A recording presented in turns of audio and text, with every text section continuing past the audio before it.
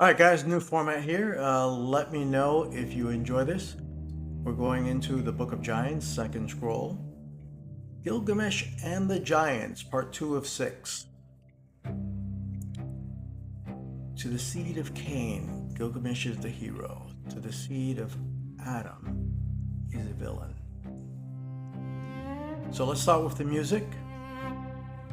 And if you don't want to listen to the music, you jump ahead about 5 minutes, and then we could go ahead and get right into it.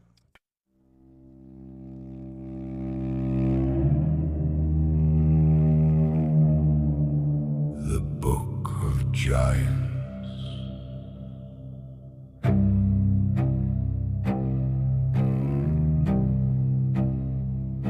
Second scroll.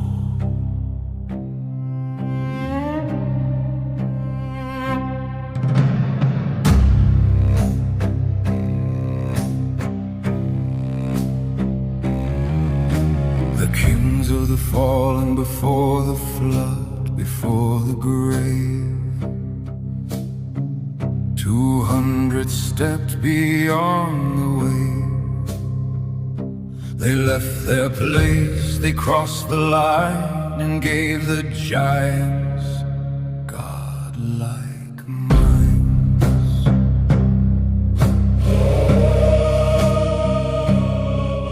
Oh, you sat where the thunder spoke, high you bound the stars with a yoke. Sons of Shemihaz, the lords of the peak, they taught the sword and the secrets we seek. They gathered the kings in the mountain hall, measured the heavens, watched the fall. But into their sleep came a fire in the sky, a mountain of ice that burned the eye. They dreamed of waters climbing high, they dreamed of towers cut down to die. The fountains of the deep broke through, and the giants knew. The giants knew the kings of the fallen built their thrones on broken oaths and borrowed bones. But the dream came down like frost and flame, and the seed of Cain learned the victor's name.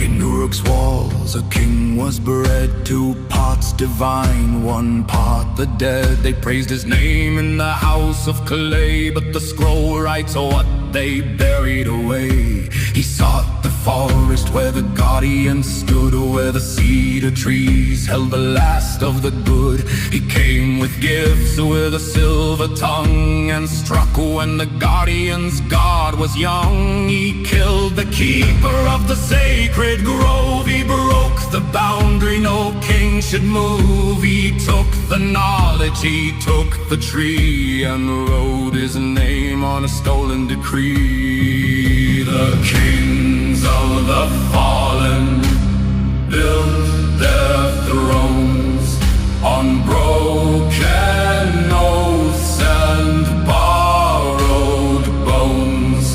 But the dream came down like frost and flame, and the seed of Cain learned the victor's name.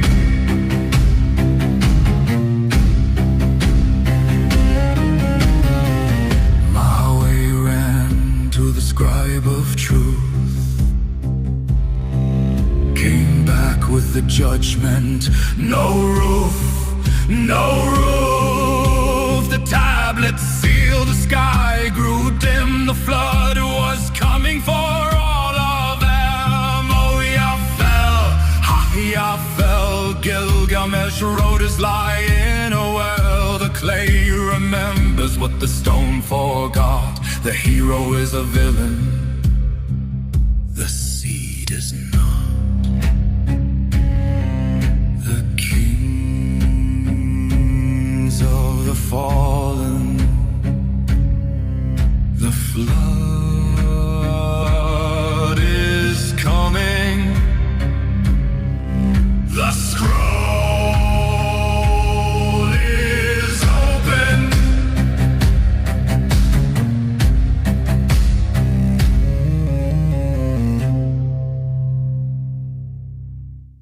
Okay guys, hope you enjoyed that music. Personally, brings chills every time that I listen to it. So I love it. I hope you guys love it as much. I will very shortly have a button for you to be able to buy the music, but for right now you can just enjoy it as part of this little thing here. So here's what the history books and AI won't tell you. Most people know Gilgamesh as a hero. The Epic of Gilgamesh is taught in universities as the dawn of literature, a king's quest for immortality, a friendship with the wild man Enkidu, a great flood story borrowed by the Hebrews. They call it the birth of civilization. The story you're not told is that this celebrated epic is the foundational propaganda of one bloodline, while the other tradition, preserved in the Book of Giants among the Dead Sea Scrolls, renders a very different verdict. Gilgamesh was a hybrid, 2/3 divine, 1/3 human. His divine portion came from the same corrupted stream as the Watchers and their giant offspring. The epic that praises him, not as a neutral work of world literature, is the victory song of the line that survived the flood and rewrote the past. In the suppressed record of the Book of Giants, Gilgamesh is listed among the horde. His celebrated conquest of Humbaba, called Hobabish in the older fragments, is not an honorable slaying of a monster. Humbaba was the appointed guardian of the cedar forest, a sacred realm whose towering trees may have held the last remnants of the trees of life and knowledge. Gilgamesh did not defeat him in fair combat, according to the older fragments and the logic of the epic itself. He deceived the guardian with gifts and false vows of kinship, stripped away his divine terrors through treachery, and only then did he strike. The hero's quest for fame and immortality was, in the record preserved by the other seed, the desecration of one of the last standing boundaries from the antediluvian world. This is why the mainstream narrative rarely engages the Book of Giants tradition. The Book of Giants reframes the foundation of Mesopotamian literature as an act of usurpation. The Book of Giants suggests that what we celebrate as the dawn of civilization began with a crime: the murder of the guardian, the seizure of forbidden knowledge, and the rewriting of history by the victors. The clay tablets remember what the stone forgot. The hero to one seed was the villain to the other. The story most history books will tell you: Gilgamesh, the king of Uruk, 2/3 god, 1/3 man, is a tyrant until the gods create the wild man Enkidu to humble him. They become friends, defeat the monster Humbaba in the cedar forest, and slay the bull of heaven. When Enkidu dies, Gilgamesh's searches for immortality fails, and he returns to Uruk wiser. It's taught as a story of friendship, of grief, and the acceptance of human limits. The first great work of literature. But here's the deception in plain view. Even in this version, the one they still teach, the deception is visible if you care to see it. How did Gilgamesh defeat Humbaba? The epic itself tells us. He tricked him. He promised that if Humbaba would surrender, he'd make him family. He would give him his own daughter in marriage. The lonely guardian, starved for connection, dropped his guard, and then Gilgamesh struck. Does that sound like a hero to you? This is the version that they kept, even here. The hero wins through lies, through false kinship, through a betrayal so cold that it could make any reader pause. The victim was not a rampaging monster. He was someone who trusted the wrong king and was slaughtered for it. Now imagine what the other side recorded in the Book of Giants, the tradition that was buried, the scroll that names Gilgamesh among the corrupted horde. In that record, there's no pretense. The cedar forest was sacred. The guardian was appointed by God to protect the last remnants of Eden's trees, and Gilgamesh, a hybrid of the Watcher's line, killed him not in battle, but through treachery, because he wanted the knowledge that the sacred grove guarded. The standard version softens the crime. The suppressed version, the Book of Giants, it names it for what it was. The broken lines, Ohia and Hahia. The second scroll opens with the giant sons of Shemihazai, chief of the 200 Watchers. Ohia and Hahia, their very names carry a mocking echo. Cries of, "O Lord," or "Where is the Lord?" Literally, that is what their names mean. Their parents literally meant to make a mockery of God with their children's names. These were the princes of the new dreadful order. Yet into their sleep comes visions not of conquest but of judgment. A celestial stone plummeting to earth, a mountain of ice and rock that would trigger cataclysmic flooding and a great winter. If you think about it, these very dreams they had could be the same comet portrayed in the Younger Dryas hypothesis. The giants convened their council. Their voices thunderous with hybrid pride, but the dream was clear. The fountains of the deep would break open. The judgment they had invited was coming. The Great Subversion, Gilgamesh and the Guardian.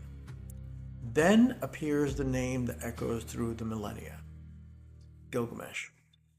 To the kingdoms of Mesopotamia, he's the flame of Uruk, the demigod, the slayer of monsters, the seeker of eternal life.